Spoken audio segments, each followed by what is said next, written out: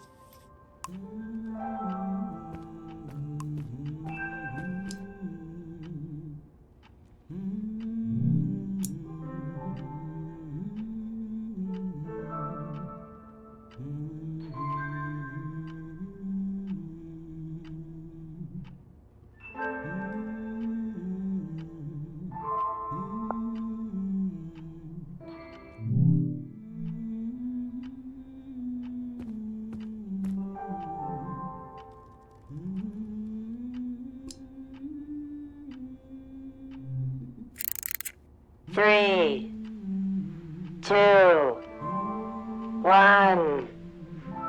Hooray! Mr. Lotto's here.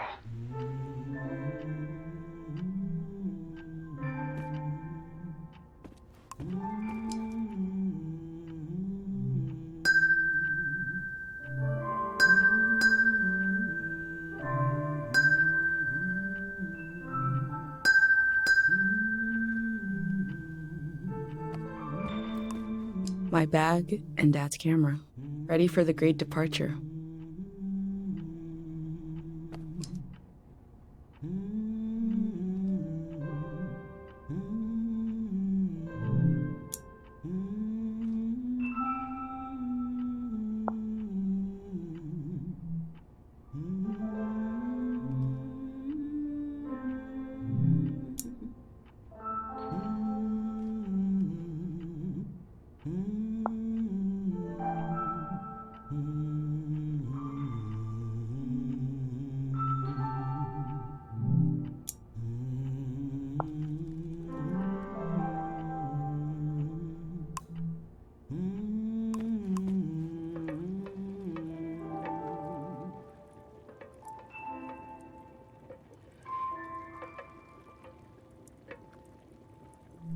The burner's on the table, ready to make a pendant. Mom is cooking sweet bark soup. She got out some old tapes.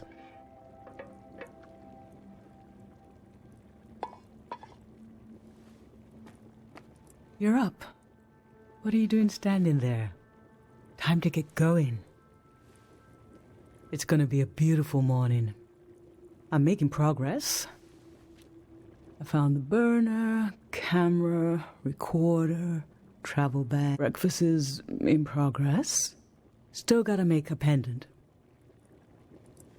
We haven't used this in so long. Good thing I saved the instructions. Just as you would use a shield to protect your body, an identity pendant protects your mind. Your thoughts, memories, everything that makes you, you. We don't wear them here in the village anymore. But if you're going into the outside world, I'll feel better when you've got a pendant shielding you.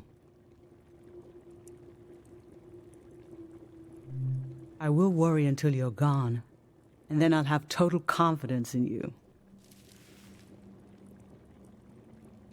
In times of war, a pendant can be used to identify a body. Let's skip that part. Objects have two layers, the physical and the mental. The pendant needs to absorb both. 1. Collect a sentimental object for each sense: sound, smell, feel, sight, taste. 2. Feel the sense and speak aloud a memory of the object. 3. Feed the object into the burner. The memory will leave the speaker as it is transferred to the pendant. That means I'll forget the memory after I say it. It's supposed to be painless. At least.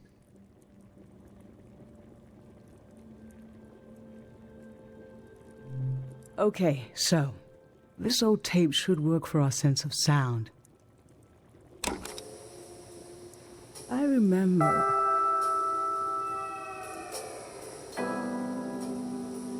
You and I fell asleep listening to this tape. Your dad came home. We all rested together until it got dark.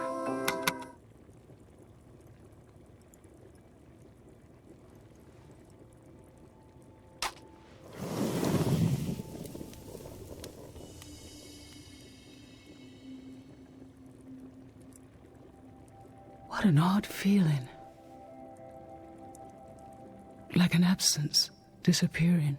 The empty space fills itself back in until I forget that I forgot anything at all.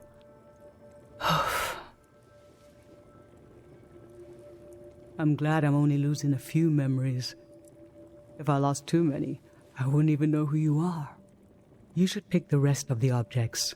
I'll lose the memories, but you'll have them in a pendant forever. So they should be important to you. They should be parts of your identity you want to be sure to protect. So think about what these items and what the memories would preserve about you. Let's do smell next. Find an object with a strong odor and that holds a piece of you.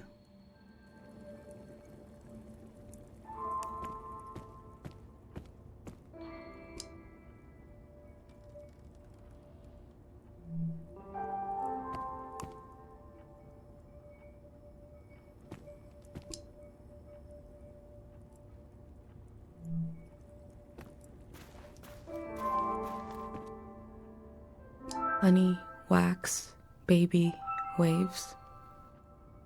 I was loved by people I have no memory of.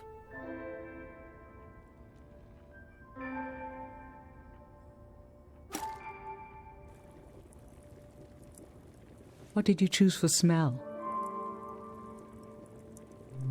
Let's breathe in deep.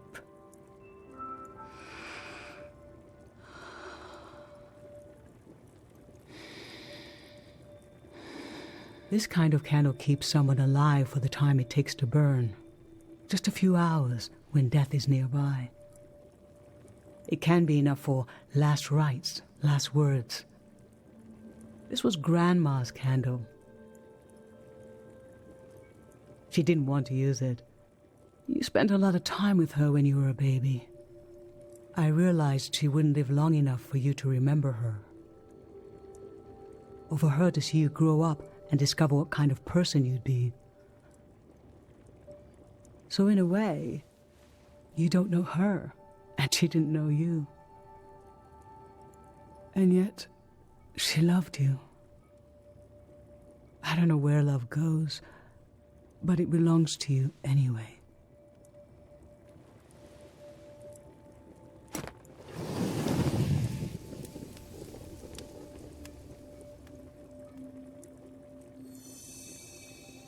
Now touch.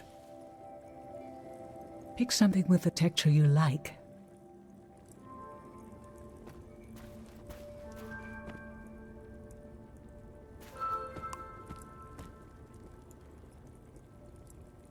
My hand in my own hand. This speaks to how my mom loves me.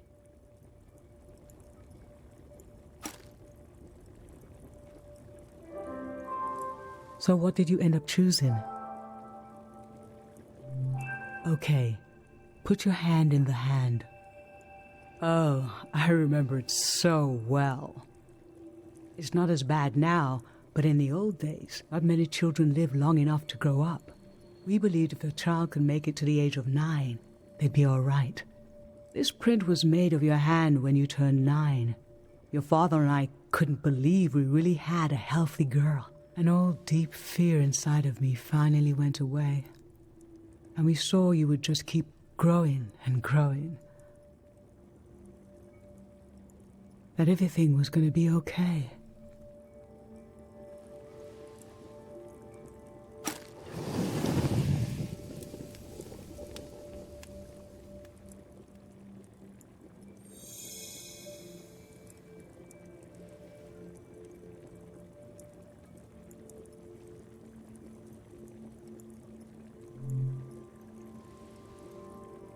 I'm fine.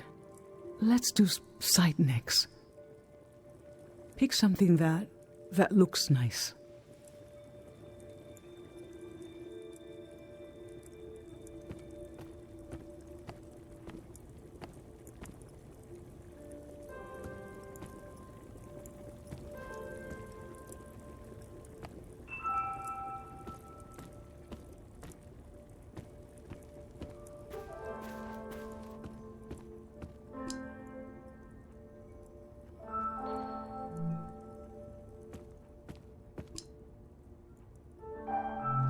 Gold, glint, smile, blushing face.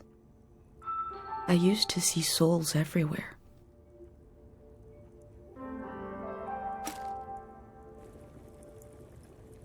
So, what did you end up choosing?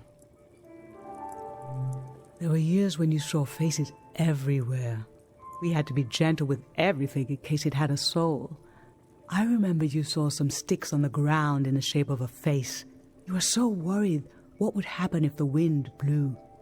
I secretly put the sticks away and showed you the face on this spoon. Look, she transformed, I said. You were so serious, studying it, thinking how a soul could transform shapes. Eventually you stopped seeing faces everywhere. Does the world have fewer souls in it now than when you were a child? Or are they still out there?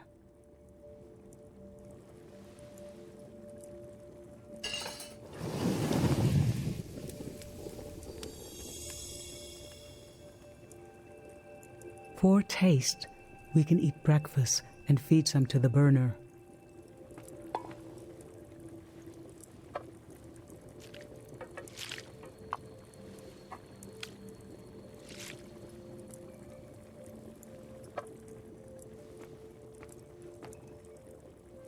The memory I'll lose is the one we're forming right now. I want you to have it forever.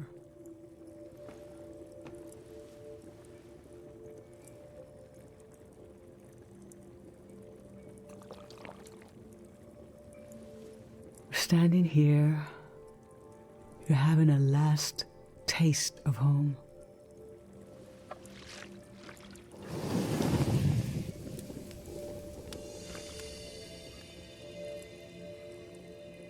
Now you're protected by lost memories. A gem of home around your neck.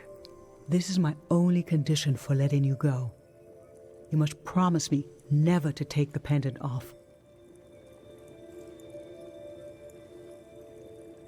And never tamper with it. Okay? Then I'm okay with you leaving. I think your camera and bag are still in your room. It's time to gather them up.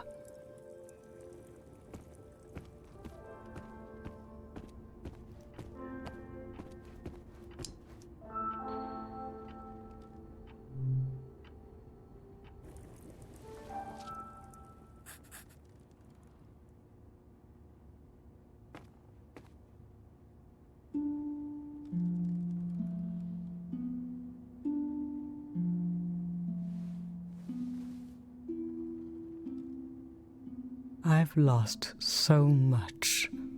How could the world ask me to lose you too?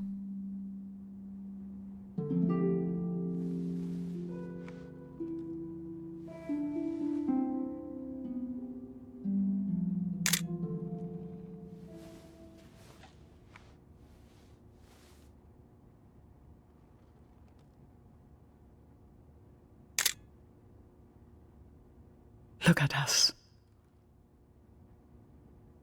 There we are. There we were. We'll always be right here on this beautiful morning.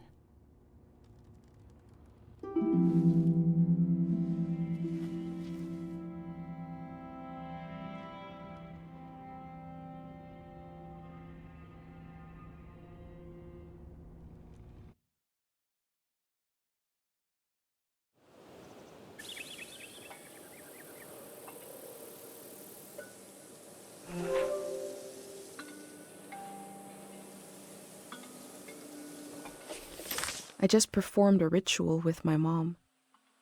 The moment has passed, but I'll record it in these pages for you, for the future.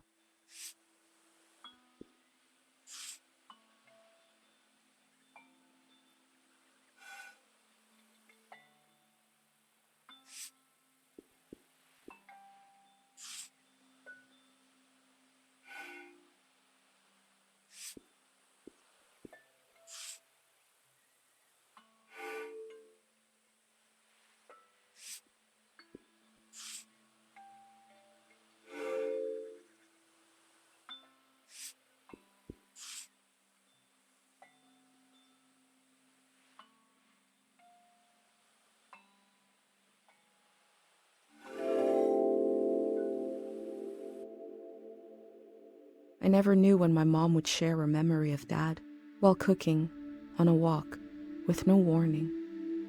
It knocked the wind out of me.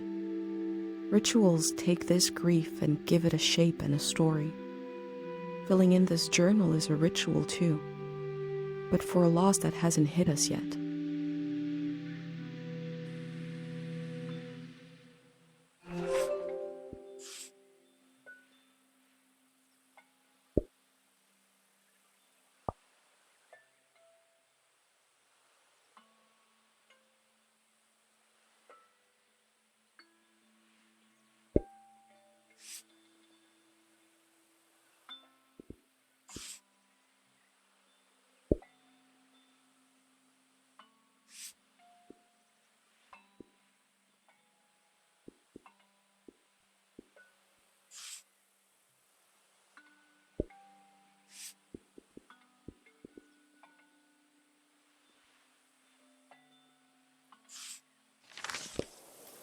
I've brought tools to record the sights and sounds of this season.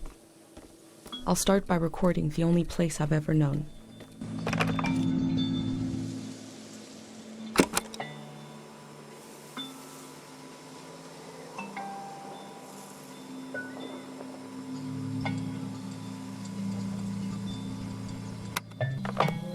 Public sleep music is a tradition of ours here. When the music ends, the village will begin to wake up.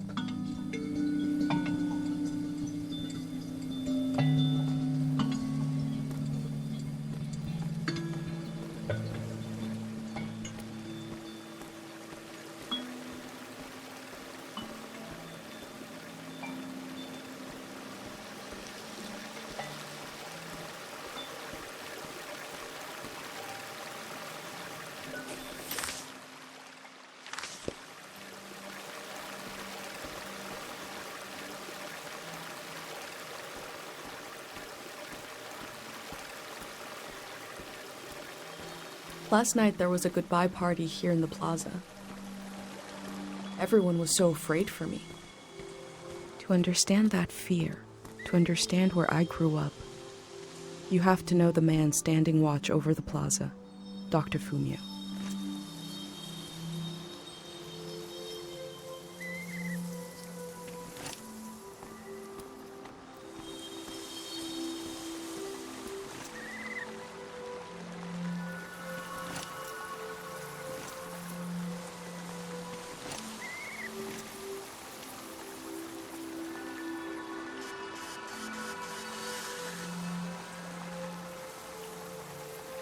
This is Dr. Fumio and his son.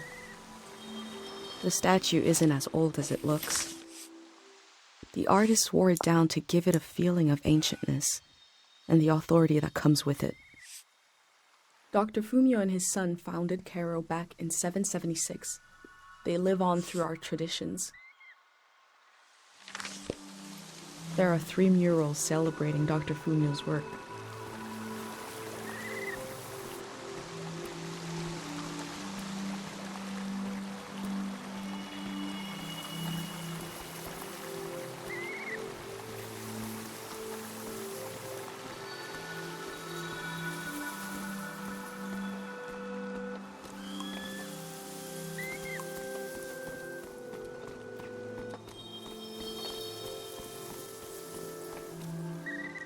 A wish fell off the tree.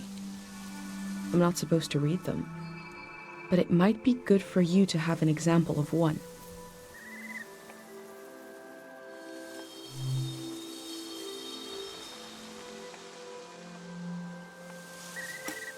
I can go against tradition a little for posterity.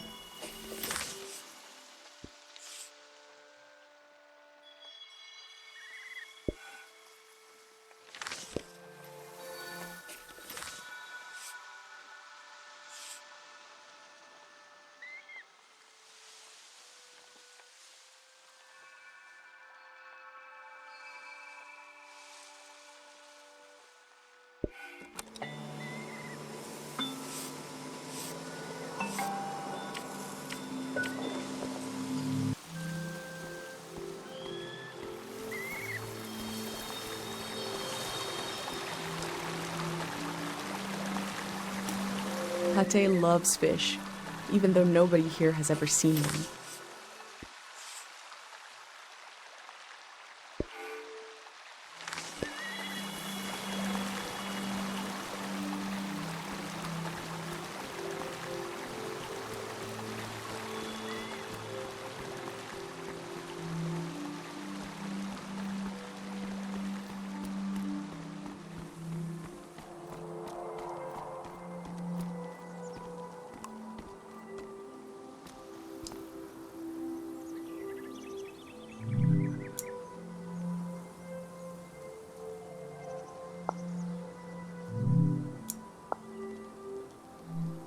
The elder sought out Dr. Fumio to cure her mother, who was suffering from time misperception.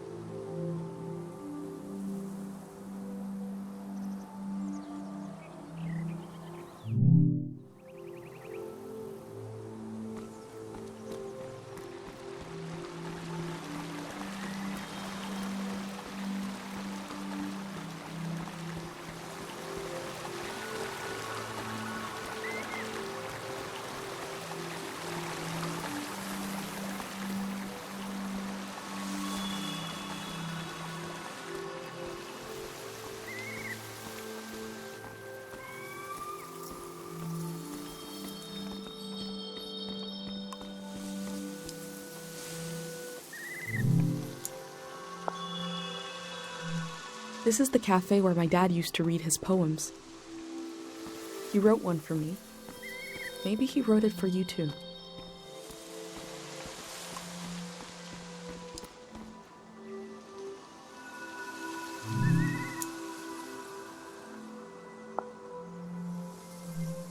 Pate's little daydream of leaving this place, of seeing something weird